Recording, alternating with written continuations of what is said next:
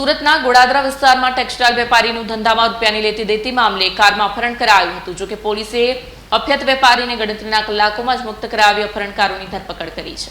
સુરતના ગોડાદરા વિસ્તારમાં ટેક્સટાઇલ વેપારીનું રૂપિયાની લેતી દેતી મામલે અપહરણ કરાયું હતું। ગોડાદરા વિસ્તારમાંથી સ્કોર્પિયો કારમાં અપહરણ કરાયાની જાણ થતાં પોલીસ દોડતી થઈ ગઈ અને ડિંડોલી મધુરમ સર્કલ પાસેથી પોલીસે વેપારીને મુક્ત કરાવ્યો તો મુખ્ય આરોપી સહિત 5 અપહરણકર્તા પિયુષ અગ્રવાલ, વિવેક, સંજય, લક્કી અને સુકુમાની પોલીસે ધરપકડ કરી તો ફરિયાદી દિવાકર તિવારી અને આરોપી પિયુષ અગ્રવાલ ટેક્સટાઇલ પેકેજીસના ધંધા સાથે સંકળાયેલા હોય જે ધંધાના રૂપિયાની લેતી દેતી મામલે માથાકૂટ ચાલતી હતી અને તેને 19 ફેબ્રુઆરીએ ગોડાદરા ખાતે દિવાકરને બોલાવી પોલીસ અગ્રવાલ સહિત 6 થી 7 લોકોએ અપહરણ કર્યું હતું।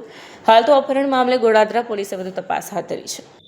ગોડાદરા પોલીસ સ્ટેશનમાં શ્યામ સૃષ્ટિનગર પાસેથી એક દિવાકર તિવારી જે ફરિયાદી છે એનું 4 થી 5 માણસોએ સ્કોર્પિયોમાં લઈ જઈને અપહરણ કરેલાની હકીકત પોલીસને જાણવા મળેલ।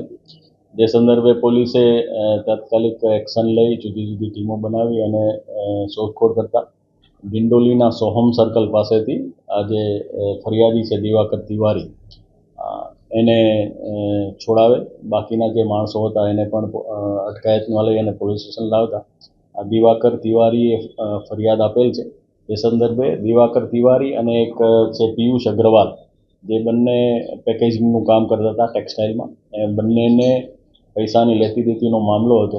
એ સંદર્ભે જે આરોપી નંબર 1 છે પિયુષ અગ્રવાલ એને ફોન કરી અને શ્યામ સૃષ્ટિ પાસે ગોડાદરા ખાતે આ જે ફરિયાદી છે એને ફોન કરીને બોલાવે।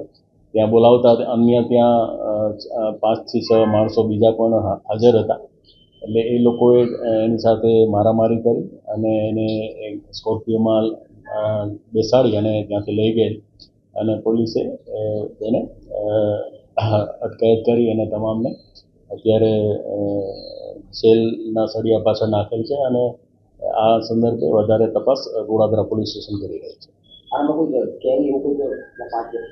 આ જે 5 વ્યક્તિઓ છે એનું નામ છે સંજય, પિયુષ, વિવેક, લક્કી અને એક છે સુકુમાર। આ 5 આરોપીઓ છે અને એક બાળ કિશોર પણ હોવાની શક્યતા છે, તેની ખાતરી પોલીસ હાલ કરી રહી છે। એક ગુનામાં વપરાયેલી સ્કોર્પિયો છે એ પણ કબજે કરેલી છે।